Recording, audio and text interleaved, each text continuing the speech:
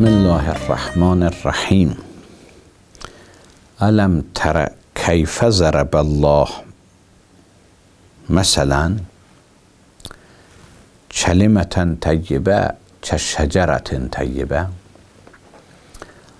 İbrahim suresinin 24. ayesinde Allah-u Teala mesel verir.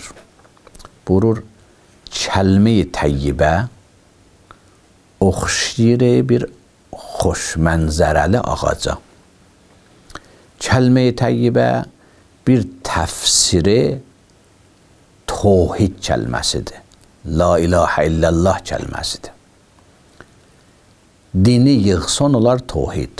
Tevhidi açsan olar din. Ayrı budaqlar tevhiddən gəlibdir.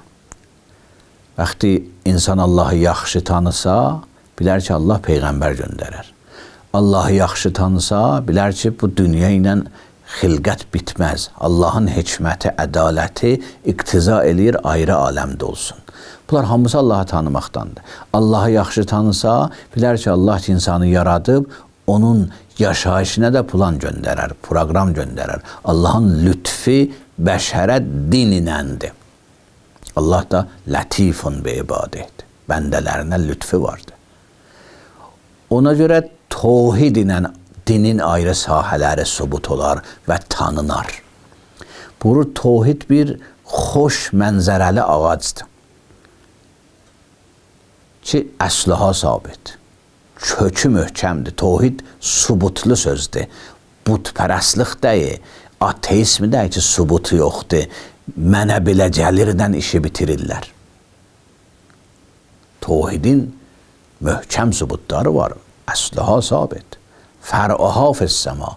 Bu tevhid marifi göyəcən budaqlanar. Allah'ın sifətləri ilə göyəcən budaqlanar. Əxlaqdır, şəriətdir, əhkamdır, hamısı bu tevhiddən irəli gələr. Fər'uha fis-səma. Tu'ti ukulaha kullehinin. Tevhid marifidir ki, həmişə məhsul verər, həmişə meyvə verər. Çün haqq davamı var və meyvəsi var. Batildir, kökü yoxdur, davamı da yoxdur. Ateistlikdir, dinsizlikdir, Allahsızlıqdır, butpərəstlikdir, deizmidir, nədir? Bunların kökü yoxdur, meyvəsi də olmaz. Amma vaxtı bir sübutlu bir əqidə, möhkəm bir kök oldu, meyvəsi də olacaq. Özdə həmişə meyvəsi olacaq. Mövsemi də deyil. Çünki möhkəm bir ağacdır. Bu ayədə bir təfsirə görə tevhid oxşadılıbdır ağaca, çünki köklü bir ağacdır, həmişə meyvəsi var, budağı da göyəcandır. Tamam-ı maarif də bu tevhiddən alına bilər, nəticə alına bilər. Ona görə mərhum Allame Təbatəbai buyurur, tevhidi açsan olar din, dini bütsən olar tevhid. Esselamu aleykum və rəhmətullah və bərəkət.